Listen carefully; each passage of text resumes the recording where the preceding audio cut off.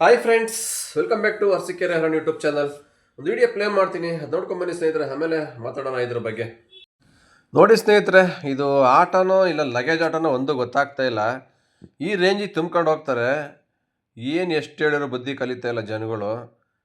ಇವರು ಮಾಡೋದ್ರಿಂದ ಇವಾಗ ಹೆಂಗೆ ಆಗ್ತಿದೆ ಅಂದರೆ, ಒಬ್ಬರು ನೋಡಿ ಇನ್ನೊಬ್ರು ಕಲಿಯೋ ಥರ ಆಗೋಗ್ಬಿಟ್ಟಿದೆ. ಏನೋ ಸಣ್ಣ ಪುಟ್ಟ ಐಟಮ್ ಅಂದರೆ ಪರವಾಗಿಲ್ಲ, ಟಾಪ್ ಮೇಲೆ ಸೈಡಲ್ಲಿ ಆಚೆನೇ ಬಂದಿದೆ 2 ಅಡಿ, ಆಟೋಯಿಂದ ಆಚೆಗೆ 2 ಅಡಿ ಇದೆ, ಈ ಸೈಡ್ 2 ಅಡಿ ಇದೆ, ಟಾಪಲ್ಲಿ ಒಂದು 500 kg ಇದೆ. ಈ ಆಟೋ ಎಳಿತಾನೆ ಇಲ್ಲ, ಆ ಲೆವೆಲಿಗೆ ತುಂಬಿಬಿಟ್ಟಿದ್ದಾರೆ. ಇರೋದೇ ಕೆಪಾಸಿಟಿ ಅದಕ್ಕೆ ಎಷ್ಟು, 3 ಜನ ಪ್ಯಾಸೆಂಜರ್ ಅಷ್ಟೇ. ನೋಡ್ರಲ್ಲ ಸ್ನೇಹಿತರೆ, ಇದೆ ಇದು ಲಗೇಜ್ ಆಟೋನೋ ಇಲ್ಲ ಲಾರಿನೋ ಗೂಡ್ಸ್ ವೆಹಿಕಲ್ಲು ಒಂದು ಗೊತ್ತಿಲ್ಲ. ಒಂದು ಪ್ಯಾಸೆಂಜರ್ ಆಟೋದಲ್ಲಿ ಟನ್ ಲೆಕ್ಕದಲ್ಲಿ ತುಂಬ್ಕೊಂಡು ಹೋಗ್ತಾರೆ. ಮೊನ್ನೆ ತಾನೇ ಪಾಪ ಗೂಡ್ಸ್ ಆಟೋದವರು ಉಗ್ರ ಹೋರಾಟ ಮಾಡಿರು. ಫ್ರೀಡಮ್ ಪಾರ್ಕಲ್ಲಿ ಗಲಾಟಿ, ವೋಟರ್ ಆಫೀಸ್ಗೆ ಮುತ್ತಿಗೆ, ಇದೆಲ್ಲ ಮಾಡಕ್ಕೆ ಹೋಗಿ ಪೊಲೀಸರು ಅವ್ರನ್ನೂ ಕೂಡ ಅರೆಸ್ಟ್ ಮಾಡ್ಕೊಂಡು ಕರ್ಕೊಂಡು ಹೋದ್ರು. ಏನಕ್ಕೆ ಮಾಡಿದ್ರು? ಪ್ಯಾಸೆಂಜರ್ ಆಟೋದಲ್ಲಿ ಲಗೇಜ್ ಹಾಕ್ತಿದ್ದಾರೆ, ಇನ್ನು ಆ ಥರ ಹಾಕ್ಬಾರ್ದು, ನಮಗೆ ಬಾಡಿಗೆ ಬರ್ತಾ ಇಲ್ಲ, ನಮ್ಮ ಹೊಟ್ಟೆ ಮೇಲೆ ಹೊಡಿತಾ ಇದ್ದಾರೆ ಅಂತ ತಾನೇ ಅವ್ರು ಹೋರಾಟ ಮಾಡಿದ್ರು. ಎಷ್ಟು ಹೋರಾಟ ಮಾಡಿದ್ರು ನೀವೇನಾರು ಮಾಡ್ಕೊಂಡ್ರಿ, ನಾವು ಮಾಡೋದೇ ಮಾಡ್ತೀವಿ ಅಂತಾರೆ ಕೆಲವೊಂದು ಆಟೋ ಡ್ರೈವರ್ಗಳು. ಇಷ್ಟಿಷ್ಟು ಲಗೇಜ್ ಹಾಕೊಂಡು ನೋಡ್ಬಿಟ್ರೆ ಅವ್ರು ಏನು ಮಾಡಬೇಕು? ಏನೋ ಸಣ್ಣ ಪಡ್ದು ಹೊಡಿಲಿ ಬಿಡಪ್ಪ, ಒಂದು 50 kg 100 kg ಬಂದರೆ ಆರ್ಡ್ರು, ಓಲಿ ದೊಡ್ಡ ಗಾಡಿಗೆ ಬಾಡಿಗೆ ಜಾಸ್ತಿ ಆಗುತ್ತೆ, ಹೊಡಿತಾರೆ ಅನ್ಬೋದು. ಟನ್ನು ಲೆಕ್ಕದಲ್ಲಿ ಸ್ವಾಮಿ, ಒಳಗಡೆ ಕೂರಕ್ಕೆ ಜಾಗ ಇಲ್ಲ, ಟಾಪ್ ಮೇಲೆ ಏನಪ್ಪ ಸ್ವಾಮಿ, ಅದು ನೋಡಿಬಿಟ್ರೆ ಪೊಲೀಸರು ನೋಡಿ ನಿಜವಾಗ್ಲೂ ಬಿಡ್ತಾರ ರೀ? ನೀವು ತಗೊಂಡು ಹೋಗೋದು ಒಂದು 500 ರೂಪಾಯಿ ಕೊಡ್ತಾರೇನೋ, ಅದಕ್ಕೆ 1 to 10ರಷ್ಟು ಫೈನ್ ಕಟ್ಟಬೇಕಾಗತ್ತೆ.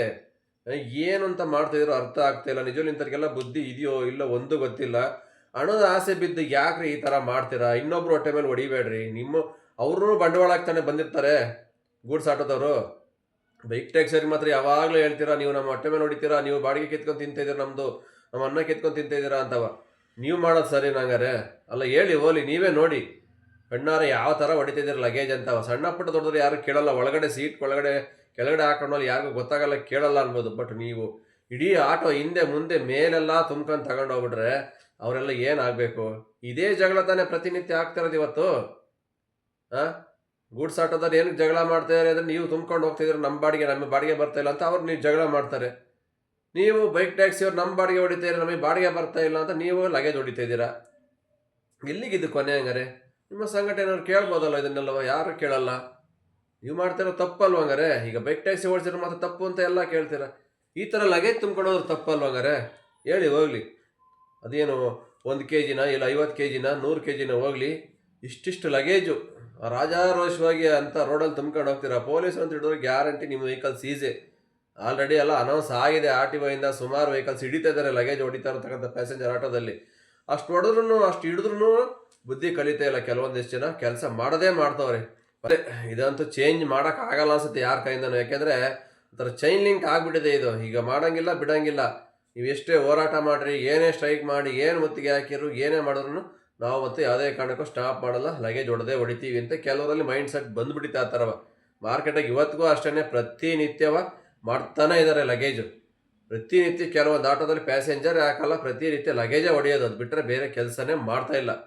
ಆ ಥರ ಹೊಡಿತಾವ್ರು ಲಗೇಜು. ಒಂದು ಸದ್ಯದಲ್ಲಿ ಎಲ್ಲದಕ್ಕೂ ಒಂದು ಆಕ್ಷನ್ ತಗೊತಾರೆ. RTO ಆಲ್ರೆಡಿ ಎಲ್ಲ ಒಂದೊಂದೇ ಸ್ಟ್ರಿಕ್ಟ್ ಮಾಡ್ತಾಯಿದ್ದಾರೆ. ಇದು ಎಲ್ಲ ಜಾಸ್ತಿ ದಿವಸ ನಡೆಯಲ್ಲ, ಈ ಥರ ಲಗೇಜ್ ಹಾಕೊಂಡು ಹೊಡೆದ್ರೂ ನಡೆಯಲ್ಲ. ಹಿಡಿತಾರೆ. 1-2 ಗಾಡಿ ಹಿಡಿದು ಸೀಸ್ ಮಾಡಿ ನ್ಯೂಸಲ್ಲಿ ಬಂದರೆ ಆಮೇಲೆ ಸ್ವಲ್ಪ ಎಲ್ಲ ಹುಷಾರಾಗ್ತಾರೆ. ಅಲ್ಲಿಗಂಟ ಹಿಂಗೆ ಮಾಡ್ತಾ ಇರ್ತಾರೆ. ಔಟ್ ಆಫ್ ಝೋನಲ್ಲಿ ಯಾರೋ ಪೊಲೀಸ್ ಇಲ್ಲದೇ ಇರೋ ಏರಿಯಾಗಳಲ್ಲಿ ಹುಡ್ಕೊಂತಾರೆ. ಬಟ್ ಸಿಟಿ ಒಳಗಡೆ ಎಲ್ಲ ಯಾವುದೇ ಕಾರಣಕ್ಕೂ ಹೊಡೆಯೋಕ್ಕಾಗಲ್ಲ ಇನ್ನು ಮುಂದೆ. ಏನು ಹದ್ದಿನ ಕಣ್ಣಿಟ್ಟಿದ್ದಾರೆ ಪೊಲೀಸರು ಎಲ್ಲ ಕಡೆ. ಇವಾಗ RTO ಅಂತಾರೆ, ರೋಡ್ಗೂ ಸಿಗ್ನಲ್ಗೂ 4 ಜನ ನಿಂತಿರ್ತಾರೆ. ತಪ್ಪಿಸ್ಕೊಂಡು ಹೋಗಕ್ಕೆ ಆಗೋದೇ ಇಲ್ಲ ಯಾವುದೇ ಕಾರಣಕ್ಕೂ. ಆದಷ್ಟು ಸ್ವಲ್ಪ ಹುಷಾರಾಗಿರಿ. ಸುಮ್ಮನೆ 100-200 ಎಕ್ಸ್ಟ್ರಾ ಕೊಡ್ತಾರೆ ಅಂತ ಈ ಥರ ತುಂಬ್ಕೊಂಡು ಹೋಗಿ ಪೊಲೀಸವ್ರಿಗೆ ತಗಲಾಕೊಂಡ್ರೆ ಪಕ್ಕ ನಿಮ್ಮ ಗಾಡಿನೂ ಸೀಸ್ ಮಾಡ್ತಾರೆ, 10,000 ಫೈನ್ ಹಾಕ್ತಾರೆ. ಏನು ಮಾಡ್ತೀರಾ ಆಮೇಲೆ ಹೇಳಿ? 100-200 ರೂಪಾಯಿಗೋಸ್ಕರ 5,000-10,000 ಕಳ್ಕೋಬೇಕಾಗತ್ತೆ. ಆದಷ್ಟು 100-200 ಸಂಪಾದನೆ ಕಮ್ಮಿ ಆದರೂ ಪರವಾಗಿಲ್ಲ, ಪ್ಯಾಸೆಂಜರೇ ಹೊಡೀರಿ. ಸುಮ್ಮನೆ ಅವ್ರ ಹೊಟ್ಟೆ ಮೇಲೂ ಹೊಡಿಬೇಡಿ, ಆಯಿತಾ?